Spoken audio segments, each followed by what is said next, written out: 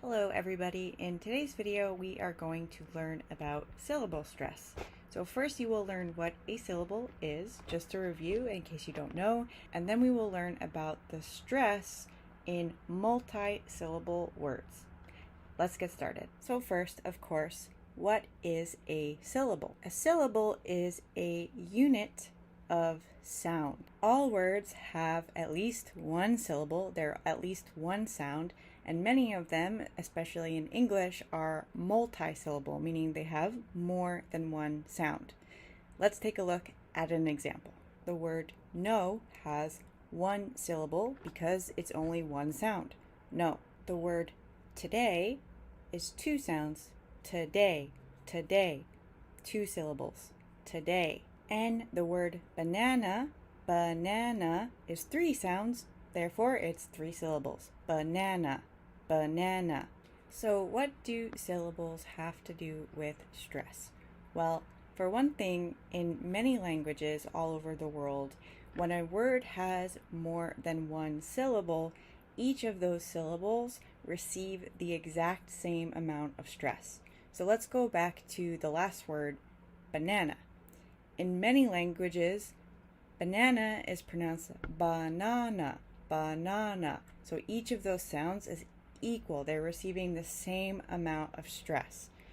In English, though, as you may have noticed, I don't say banana, I say banana, banana, meaning that that middle syllable, the second syllable, is louder and longer than the other two sounds. So even though this word banana has three sounds, one of those sounds is longer and louder than the other two, and the other two are therefore reduced and weaker than that middle na sound.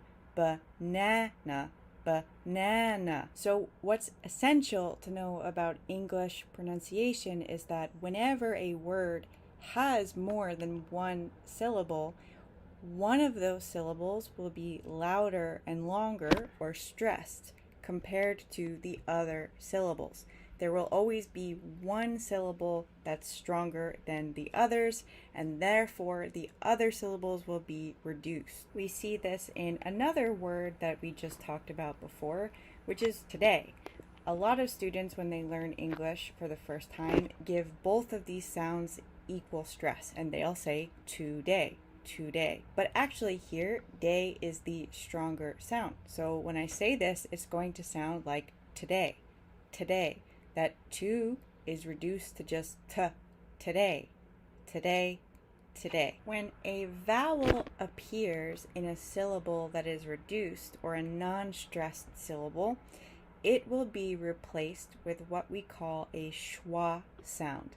And a schwa sound, the symbol for a schwa sound is this little guy right here. It usually sounds like a or an I instead of a full vowel sound. Let me show you what I mean. So here in the first column, I have one syllable words, which means all of these syllables will be stressed because there is only one syllable to stress. And in the second column, I have two syllable words, which means that one of these sounds will be reduced and the other will be stressed. Now, I chose these because you can hear the difference between a fully stressed pronunciation of the same exact sound unit. For example, in the first row, man appears in both of these words, but it changes sounds because in one of them, in the first column, it's stressed, and in the second, it's not. So let's talk about how this differs in sound. So for example, man, man. One sound, stressed, man. But when man appears in salesman, it gets reduced and it sounds more like mint. Salesman, salesman, because we're stressing sales and not man. So it's not salesman, but salesman, salesman.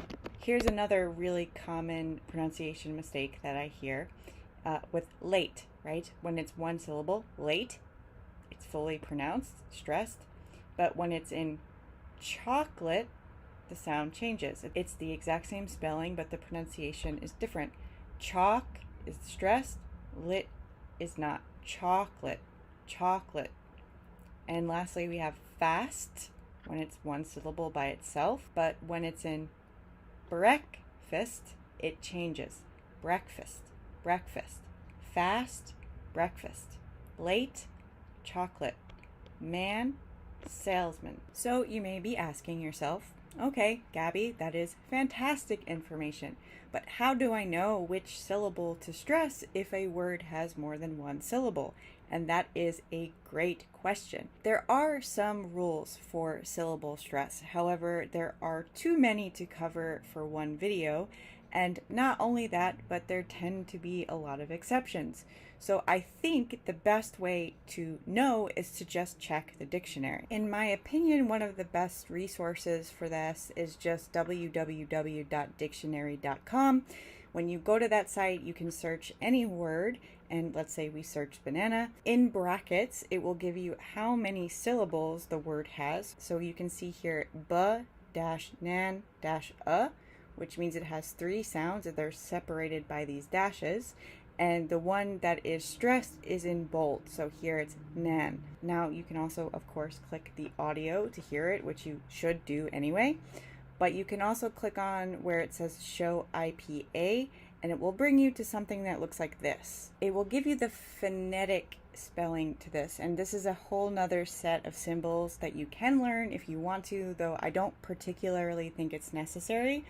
But anyway, if you see this kind of strange symbols, these strange spellings, and if you see this little apostrophe mark, you can see it right before nan. That little mark comes right before a stressed syllable. So we know here that nan must be the stressed syllable because the little mark comes right before it. Okay, so in today's video, we learned what a syllable is. We learned about stress in multi-syllable words and what that might sound like. And lastly, we learned where to check for syllable stress. I hope this video was useful, and I'll see you here in the next one. Bye, everybody.